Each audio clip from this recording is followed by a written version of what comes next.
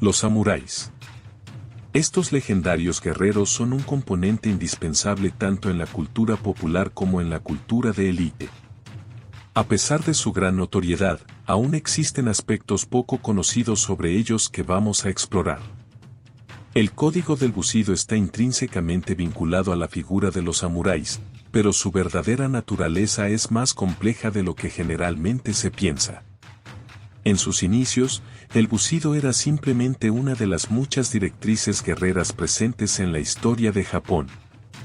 Incluía valores como el espíritu de lucha, la destreza en el combate, el deber, el honor, la lealtad y el sacrificio personal, aunque su énfasis difería en comparación con la versión más conocida que tenemos hoy en día.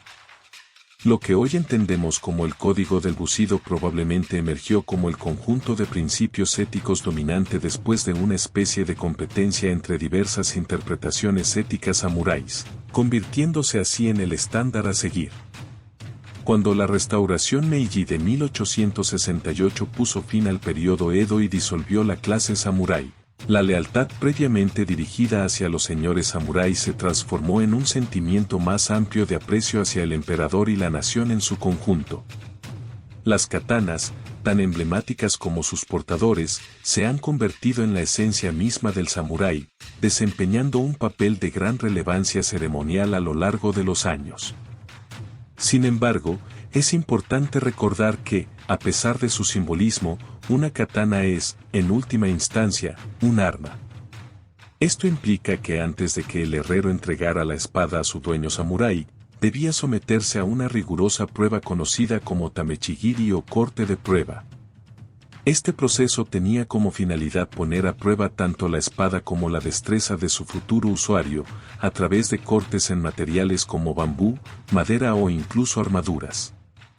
Si la katana o el samurái no cumplían con los estándares exigidos, la espada podía arruinarse irreparablemente. Aunque el tamechigiri aún se practica en la actualidad, una parte de esta práctica ha desaparecido. Las pruebas en cuerpos humanos. Antiguamente, los cuerpos utilizados solían pertenecer a criminales sentenciados a muerte o a personas ya fallecidas. Aún así, el uso de cadáveres no disminuía la macabrez del procedimiento, especialmente porque, en ocasiones, el número de mutilaciones quedaba registrado en la espada como una especie de sello de calidad. Por otro lado, el seppuku, un ritual de suicidio en el que un samurái se abría el estómago con una pequeña espada, tuvo sus raíces en el siglo XII como una manera honorable para que los samuráis derrotados pudieran morir con dignidad. Japón aplicó este acto a su élite guerrera con diversas condenas por seppuku. Había dos variantes de este acto, una que implicaba que el individuo se abriera el abdomen con cortes verticales y horizontales, soportando un dolor insoportable mientras esperaba la muerte. La otra, más común, consistía en que un asistente decapitara al samurái inmediatamente después del primer corte. Fuera del campo de batalla, el seppuku era un procedimiento que involucraba rituales, como la composición de un poema de la muerte y el consumo de sake antes de empuñar la espada. En ocasiones, incluso había espectadores presentes. Los samuráis podían recurrir al seppuku como un medio de protesta política o para expresar su luto por la muerte de su líder. Además, el seppuku también podía ser una sentencia de muerte impuesta por los shogunes y los daimyos a sus subordinados por razones reales o percibidas, y aquellos que recibían la orden debían cumplirla o enfrentarían la deshonra que recaería sobre su familia. Una de las tradiciones más inquietantes asociadas a los samuráis era el tsujirigi. Este término se traduce como asesinato al borde del camino. Aunque esta práctica tenía sus raíces en los duelos honorables, eventualmente se convirtió en una costumbre perturbadora, donde algunos samuráis acechaban y atacaban de manera sorpresiva a comerciantes y campesinos que cruzaban sus caminos. A menudo, estos ataques se justificaban bajo la excusa de probar una nueva arma, entrenar una técnica o, en ocasiones, simplemente porque el samurái lo deseaba. Incluso se propagó la creencia de que llevar a cabo 1000 tsujirigis podía curar enfermedades. En resumen, Salir de noche en esa época no era seguro, y Tsurigiri se convirtió en un problema tan extendido que las nuevas autoridades bajo el gobierno Tokugawa lo prohibieron en 1602. A pesar de esta prohibición, la costumbre no desapareció de inmediato. Se documentaron casos de Tsurigis que continuaron ocurriendo durante el periodo Edo. Incluso se decía que el tercer shogun Tokugawa solía salir del castillo de Edo para perpetrar ataques nocturnos contra transeúntes. Además, existía una práctica conocida como Kirisute Gomen, que permitía a los samuráis matar legalmente a quienes les faltaran al respeto. No obstante, esta acción debía llevarse a cabo inmediatamente después del insulto y la víctima debía ser de una clase social inferior. Era necesario contar con un testigo que pudiera dar fe de los hechos ante un tribunal, y los samuráis a menudo utilizaban a sus sirvientes y amigos como testigos. Entonces, todos los samuráis tenían carta blanca para matar a cualquier comerciante o campesino que los mirara de manera despectiva o se burlara de ellos. No precisamente. Había severas consecuencias para aquellos samuráis que fueran descubiertos abusando de este sistema.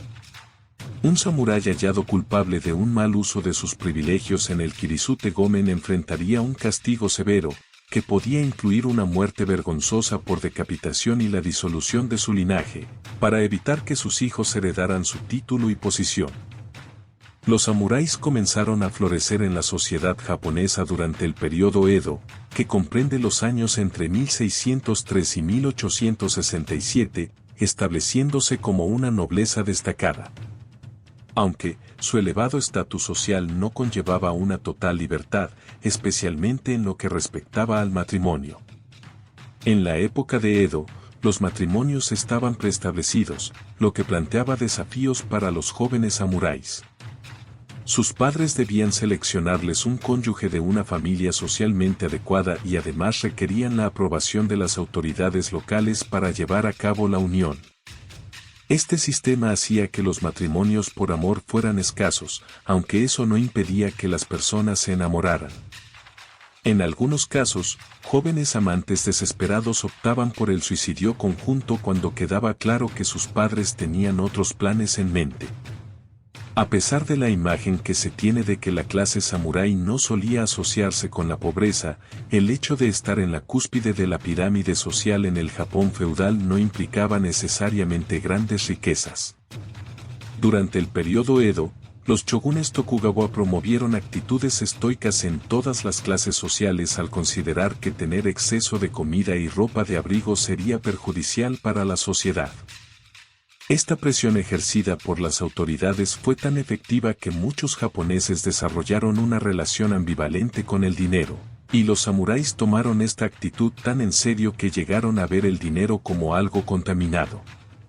Aunque la mayoría de los historiadores concuerdan en que la pobreza aumentó entre los samuráis en esta época, la magnitud de este fenómeno no está del todo clara y podría haber sido influenciada por la percepción moderna del samurái humilde y noble.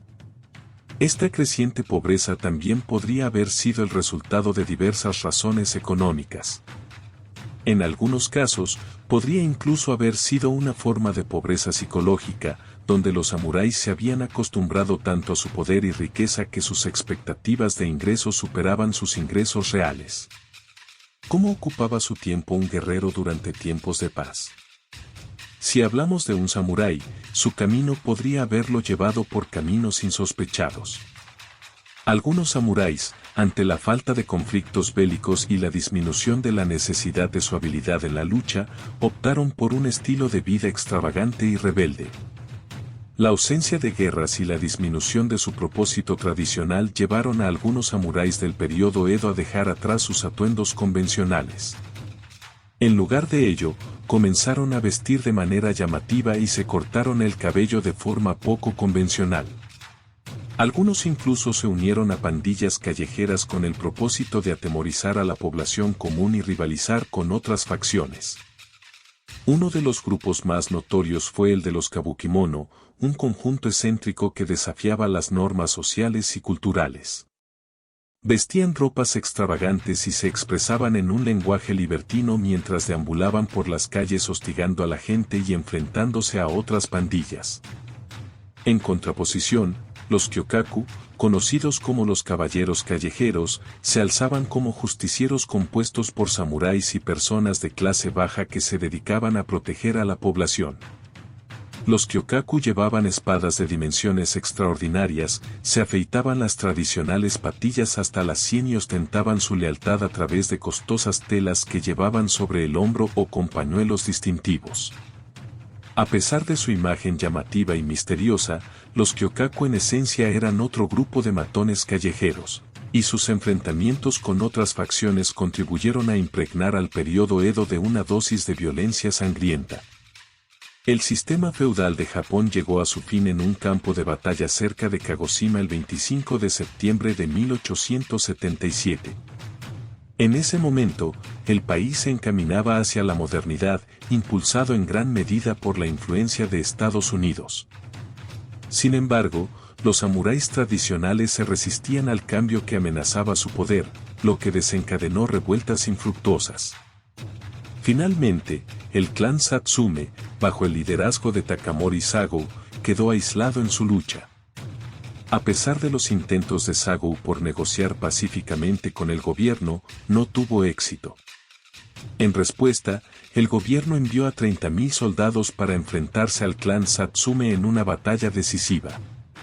Sago y sus 500 hombres se encontraban en una posición precaria, teniendo que fundir objetos sin valor para obtener balas y contando con suministros médicos extremadamente limitados, como una sierra de carpintero y algunos trapos. El ejército imperial atacó sus posiciones con una devastadora artillería, y Sago, resignado a su destino, compartió una última celebración con sake junto a sus amigos más cercanos. En la mañana del 25 de septiembre, las fuerzas imperiales asaltaron las posiciones de los samuráis. 3 horas después, solo 40 de los hombres de Sago seguían con vida, y él estaba gravemente herido. Sago ordenó a su seguidor, Shinsuke Beppu, que lo llevara a una parte apartada de la colina y lo decapitara. Tras esto, Beppu y los samuráis restantes cargaron valientemente contra el fuego enemigo, pero ninguno sobrevivió. Esta decisión, conocida como el seppuku, era preferida por los samuráis como una forma de añadir dignidad a su muerte en lugar de ser capturados por el enemigo. La época en la que los samuráis enfrentaron su destino se conoce como la Restauración Meiji. Después de la muerte del último shogun Tokugawa en 1853 sin un heredero claro, Japón experimentó un prolongado periodo de agitación que culminó en el derrocamiento del shogunato y la restauración del emperador Meiji en 1868. El gobierno de la era Meiji llevó a Japón hacia la modernidad, abriéndose a la industrialización y adoptando influencias occidentales, pero al hacerlo, despojó a los samuráis de su poder y estatus. La restauración Meiji resultó en la pérdida de empleo para 2/3 de la clase samurái. Aquellos que quedaron tuvieron más suerte, ya que encontraron nuevas oportunidades en puestos burocráticos y desempeñaron un papel crucial como facilitadores del cambio social en Japón. Si deseas seguir descubriendo historias menos conocidas en el camino del guerrero, te invitamos a suscribirte a nuestro canal y recibir notificaciones de nuestros videos.